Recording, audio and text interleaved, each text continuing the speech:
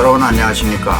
오늘은 핀란드와 스웨덴이 나토에 가입했다는 소식과 국제형사재판소 ICC가 푸틴 러시아 대통령의 전쟁 범죄와 관련해서 체포영장을 발부했다는 소식을 전해드리고요. 그리고 동부전선 전황을 방송해 드리겠습니다. 먼저 튀르키예가 17일 핀란드의 북대서양 조약기구 나토에 가입을 비준했다고 밝혔습니다. 근데 결국 핀란드는 러시아와 국경을 1340km나 되는 긴 국경을 접하고 있는 나라로서 러시아에 대한 안보를 우려해서 오랜 중립국 지위를 유지해 왔는데요.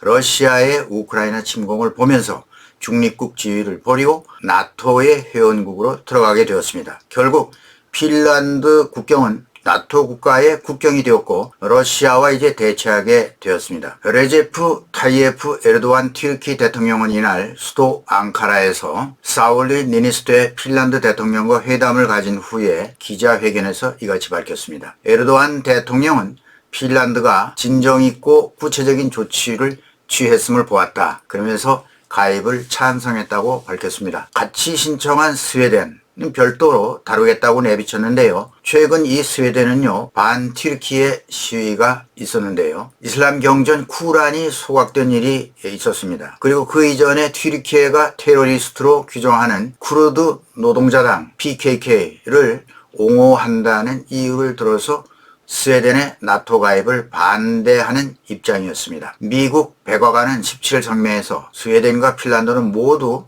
나토의 가치를 공유하고 동맹을 강화하면서 유럽 안보에 기여할 수 있는 그런 강력한 유능한 파트너 국가다, 이렇게 강조하면서 스웨덴 가입도 촉구했습니다. 곧 해결될 것으로 전망하고 있습니다. 현재 나토에 가입한 회원국은 30개국인데요. 모든 회원국이 이 최종 동의를 해야만 정식 나토 회원국이 됩니다.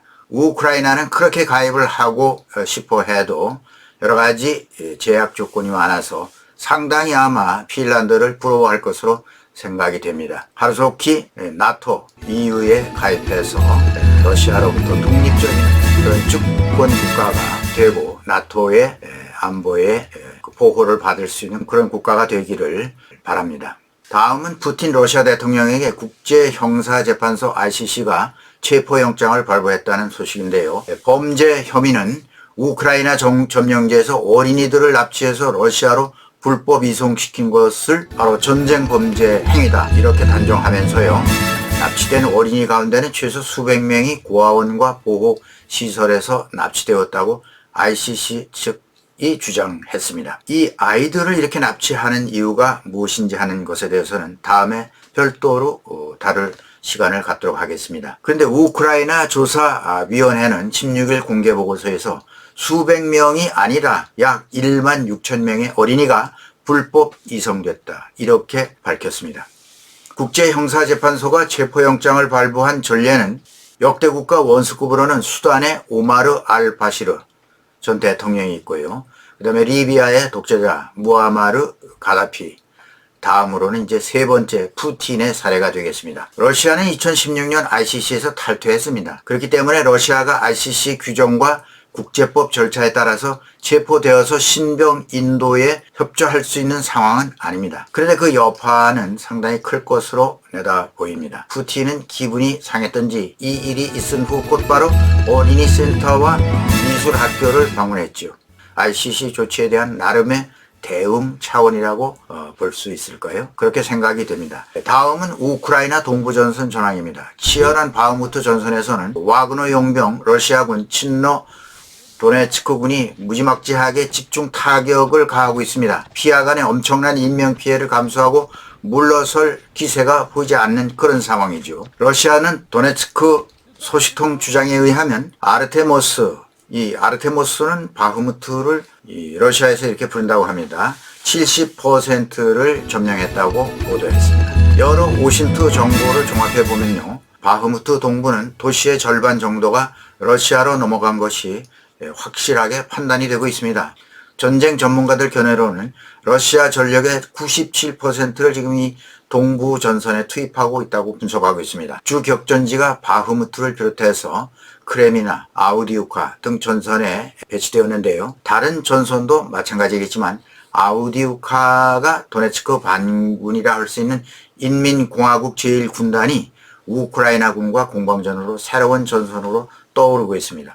영국 정보국에 의하면 조직적인 방어를 하고 있지만 바흐무트보다 작은 도시인 아우디우카에서 서부로의 보급선이 상당한 위협을 받고 있다, 이렇게 밝혔습니다. 그리고 남부 전선에는 현재 불레다르에서 접전이 치열하게 전개되고 있습니다. 이는 도네츠크의 안전을 위한 러시아 전략의 일환으로 보이며 혹시 예상되는 점령지 멜리토폴 탈환을 목표로 우크라이나 반격에 대한 방어 조치가 아닐까, 이렇게 보입니다. 또 자포리자 전선 역시 러시아군이 두텁게 대치하고 있는 그런 상황이죠. 치열한 전투와 병력 부족이 전선 유지에 심각한 상황으로 빠뜨리고 있습니다. 최근 미국과 서방 전문가들이 추산하는 러시아군 사상자는 전쟁 개시 이후에 적게는 10만 명에서 많게는 20만 명에 달한다고 내다보고 있습니다. 동부 전선에서 엄청난 전차 손실 등으로 러시아가 교착 상태에 빠지면서 육군 전력의 97%를 쏟아붓는 등 인해 전술을 펼치고 있기 때문이라는 그런 분석이 있습니다. 뉴욕 타임스에 따르면 바흐무트에서 러시아 측의 공세를 주도해온 용병기업 와그너 그룹이 모집한 남성 수감자로 편성된 약 5만여 명의 병력은 대부분 사망하거나 부상을 입은 것으로 알려지고 있습니다. 그런데도 이 와그너 PMC 프리고진은 바흐무트 도시가 포위되었다라고 떠벌리고 있습니다. 러시아군은 올해 1월부터 현재까지 대략 4만 명이 전사했다고 1월부터입니다. 우크라이나 국방부에서 밝히고 있습니다. 사실대로 믿기에는 거리가 있지만 엄청난 사상자를 내면서 공세가 둔화되고 있습니다. 불레다르 근처에서 3월 14일 생포된 러시아군 장교가 소지한 일기장에는 충격적인 기록이 있죠. 내용을 보면 3월 1일 100명의 군인이 공격을 감행했는데 이 중 16명만 살아 돌아오고 3월 3일은 116명이 가서 23명이 복귀했고 3월 4일 103명이 공격에 나섰는데 15명, 3월 5일 115명 중 3명이 돌아왔다. 이렇게 기록된 러시아 장교 전선일기가 발견되었습니다. 사실이라면 참 기가 막힌 노릇이죠.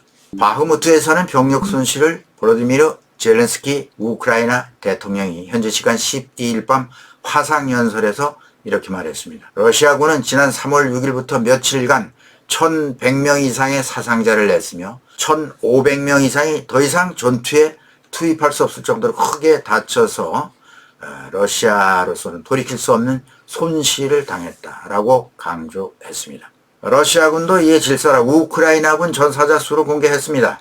러시아 국방부는 같은 날 동부 도네츠크 주에서 24시간 동안 220명 이상의 우크라이나 군인을 제거했다라고 밝혔습니다. 로이터 통신은 러시아와 우크라이나군 모두 자국군의 사상자에 대해서는 세부적 정보를 공개하지 않는다고 전했습니다만 어찌되었든 동부전선에서 엄청난 인명살상이 벌어지고 있는 것은 사실입니다. 러시아는 병력 부족을 메우기 위해서 계약병 즉 콘크라트니키에 40만 명을 추가 모집하기로 발표하고 병력 확보에 속도를 내고 있다고 합니다. 현지 시간 17일 미국 비즈니스 인사이더는 자유유럽 방송과 러시아 현지 매체 등을 종합해서 러시아 국방부가 이같이 발표했다고 보도했습니다.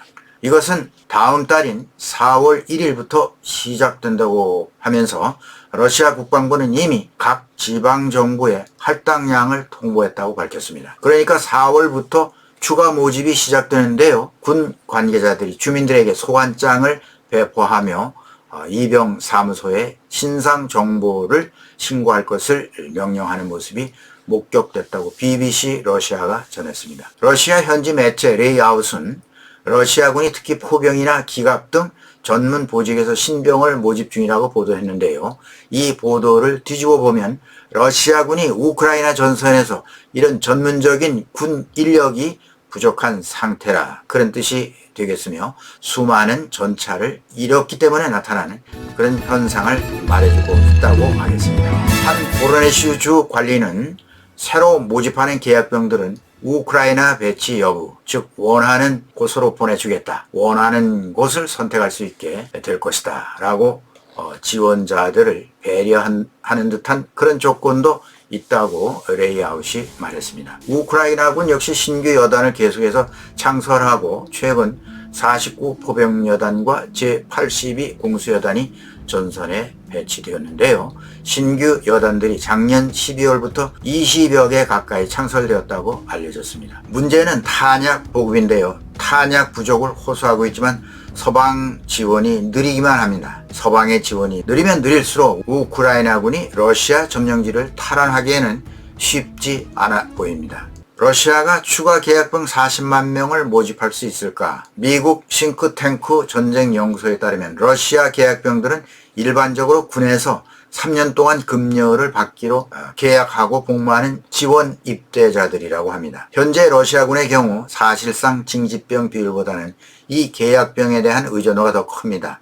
우크라이나 침공 직전 러시아군에는 약 40만 명의 계약병이 전선에 투입되었었죠. 그렇지만 치열한 전투로 막대한 수의 사상자가 발생해서 러시아군은 인력 보충을 위해서 계약병들에게 높은 보너스와 급여를 지급한다 라고 약속하고 적극 모집하고 있다는 것입니다. 그렇지만 목표에 미달할 경우 강제 징집병으로 대체하지 않을까 이렇게 전망이 되고 있습니다. 그런가 하면 여성 수감자들이 전쟁에 투입한다는 계획도 밝혀지고 있습니다. 병력 손실을 만회하고자 급기야는 러시아가 자국 교도소에 여성 수감자들을 대거 투입하고 있는 것으로 분석하고 있는데요.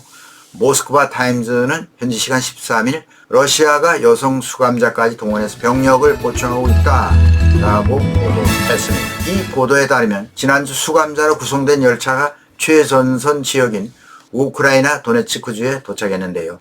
그중 한 칸에 여성 수감자들이 타고 있었다고 전했습니다.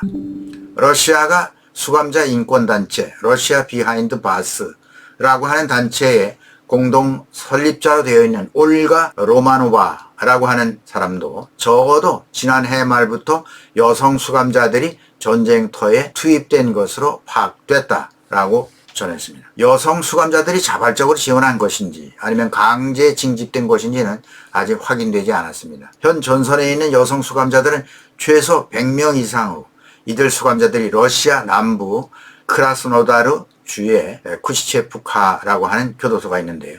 여기서 온 것으로 추정했다라고 보도했습니다. 그런가 하면 러시아에서는 중앙아시아 노동자들을 동원해서 러시아 점령지에서 전사자 시신 수습에 나섰다고 전하고 있습니다. 러시아가 점령한 우크라이나 동부 루한스크주, 도네츠크주 일부와 남부 헤르손, 자포리자주 등 여기서는 중앙아시아 5개의 스탄 국가, 즉 카자흐스탄, 우즈베키스탄, 키르기스탄, 타지키스탄, 투르메키스탄 이 탄자 들어가는 이 나라에서 온 수백 명의 노동자가 시신 수습과 전후 복구에 힘쓰고 있다라고 우크라이나 매체 우크라인스카 프라우다와 자유 유럽 방송 등이 13일 보도했습니다. 이들은 한 달에 2,000에서 3,300달러, 우리 돈 약 260만 원에서 430만 원을 받기로 하고 러시아 용역회사와 계약했다고 보도했죠. 러시아 본토에서 중앙아시아 출신 노동자의 월급이 600에서 1200달러, 약 우리나라 80만 원에서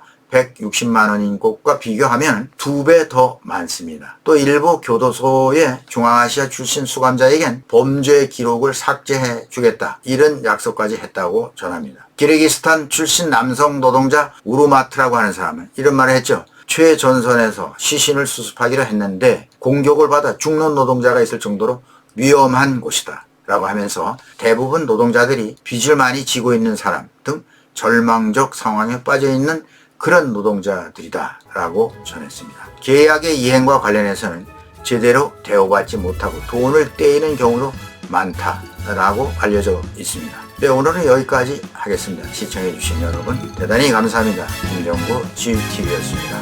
감사합니다.